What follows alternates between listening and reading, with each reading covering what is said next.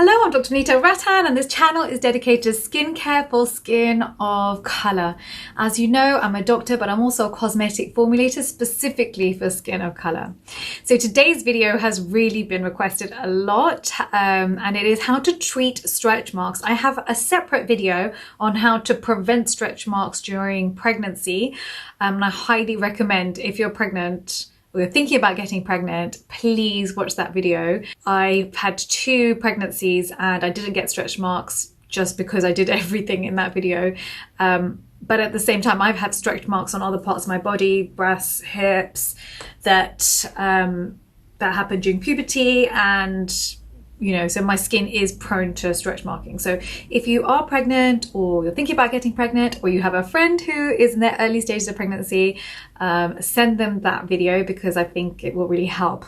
This video is for those people who have stretch marks and now you think, what can I do to help my skin? If that sounds good to you, please give me a thumbs up. Let's dive right in.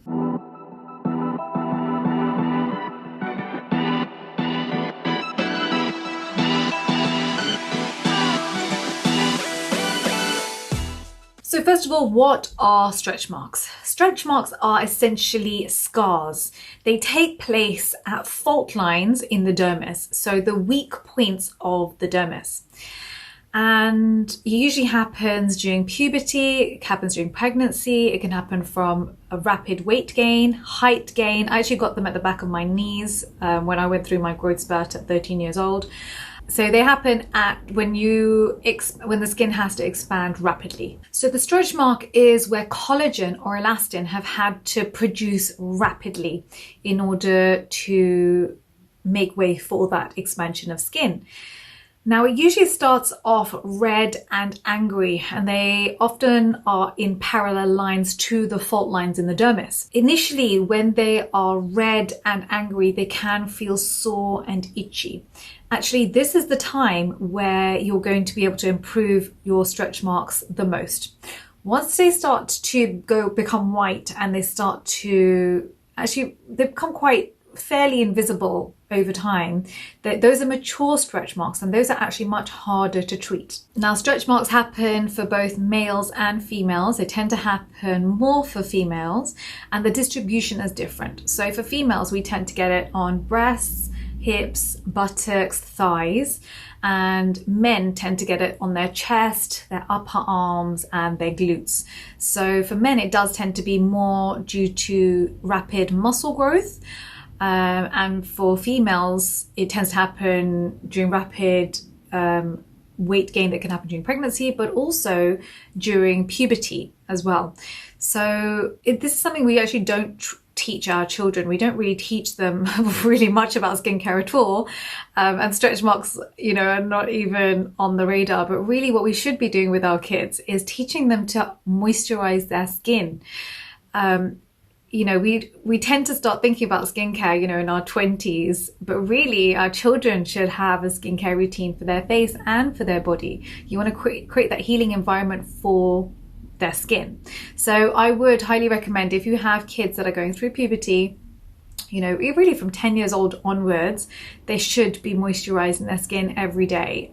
Even if it's just they're wearing sweet almond oil as they're coming out the shower, quickly, slather their body with it and gently pat their skin dry. That's enough. That's something. That's better than just, quickly towel drying them out the shower and clothes on and, on to the next thing. So take a little bit of care, I'd say, with our kids' bodies and their skin. Make it a habit, make it a routine. I actually remember the first time I got stretch marks they were the back of my knees, and I was at about 13 years old, 13, 14, and they're really itchy. And I couldn't see behind my knees, so I was just scratching the back of my knees. And then one day I looked back and I was shocked to see these red, angry lines behind my knees. And I was really scared. It wasn't something we'd ever discussed, right? That this can happen to your skin and it happens during puberty. You talk about your periods, you talk about, acne, you talk about other things, but we really don't discuss stretch marks and that it being very normal. And everybody has them. it's almost, you know, like a rite of passage. Yes, you can hydrate the skin. Yes, you can do what you can do, but it's completely normal to have stretch marks. It's not something to fear. It doesn't. I thought, oh goodness, I can't ever wear a short skirt or shorts or swimming costume. You know, people are going to laugh at me. And I wish I could go back and tell my 13-year-old self that it's completely normal. All the beautiful top models of the world have stretch marks. It's completely normal. But I can't. So instead, I'm going to tell you to tell your babies that it's completely normal to have it. Hydrate the skin, but it's likely to happen, and it just is. It's just the way that our skin grows. So what I would say is, when they're still angry and red, you want to trap water in the epidermis. You want to be using humectants, so things like urea, glycerin, sodium hyaluronate. Those are all excellent ingredients that are water magnets. And then you want to top up with a barrier oil, because what you want to do is basically trap water in that top layer of skin so that your enzymes are working correctly, everything is functioning in order to try and repair the skin, especially overnight. So try and do it 2 hours before bed so it doesn't come off on your sheets, and then just wear loose trousers or loose clothing on top of wherever you put it on. The next active I'd recommend is Retinol 0.3%. This was actually really interesting, finding out about what percentage is allowed for body creams. The reason being that, well, first of all, retinol stimulates your fibroblasts to produce more collagen and elastin. So that's why we would use it in this setting. But the reason I know it's 0.3% is because when I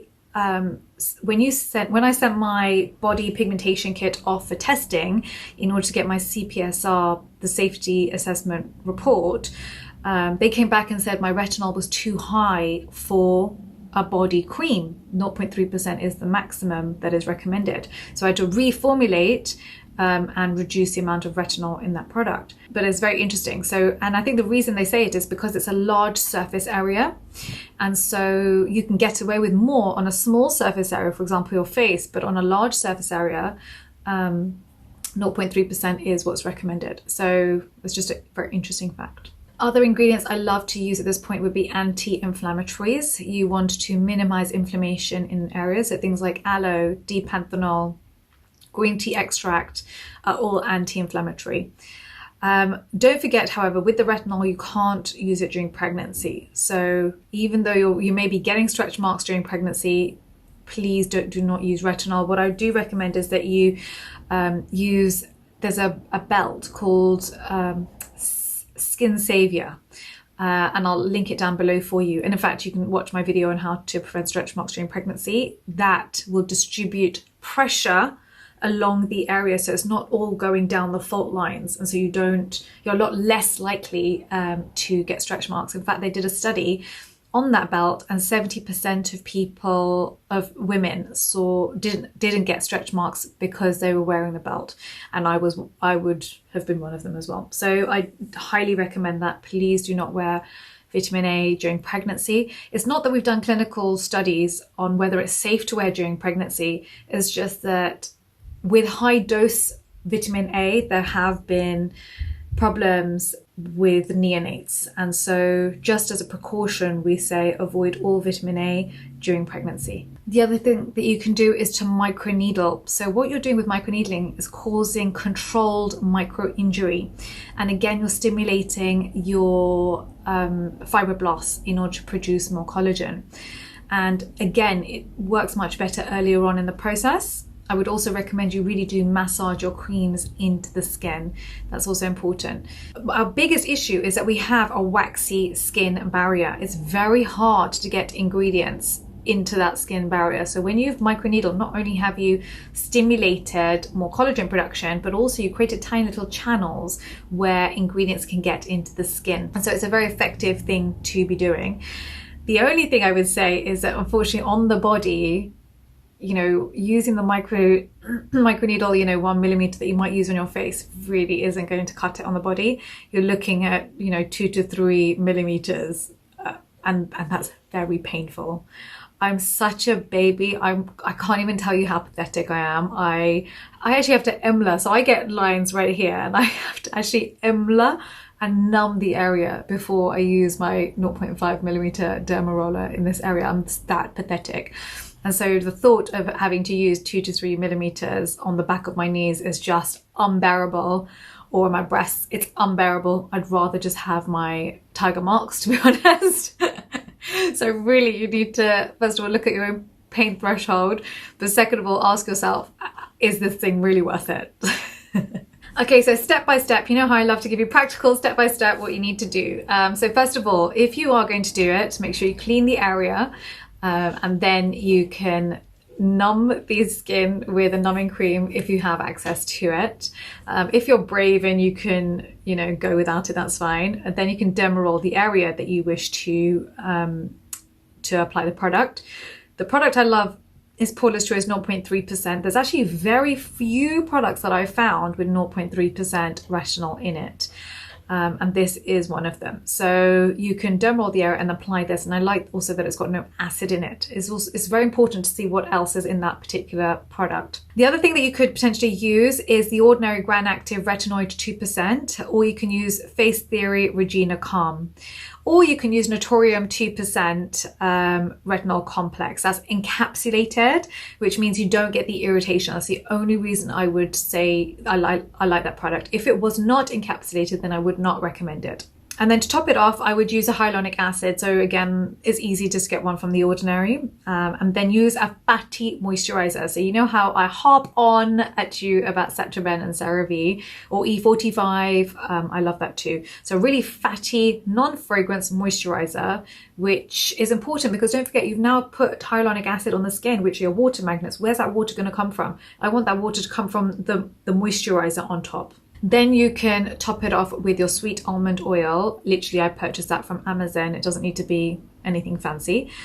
I would say the only thing to be careful of is only derma roll 1 to 2 nights a week. More than that is going to be too irritating for your skin. You can use the rest of the routine the rest of the week when you're not derma rolling as well. The other thing to note is that this is going to take a long time to start to see results with stretch marks. You could easily be doing this for 3, 4, 5 months before you start to see it fade, and it's very painful. So this is probably one of the reasons no one's really made this video on how to treat stretch marks, because it's not an easy thing to do. It really is time dependent. You do want to do it earlier on in the process, and really prevention is better than cure, especially in this case, because you're basically trying to heal a scar, which is not easy. You know, you can minimize it, you can help reduce it, you can help make it less visible, but ultimately it's a scar that's on the skin. So it's important to know the limitations of what you can do.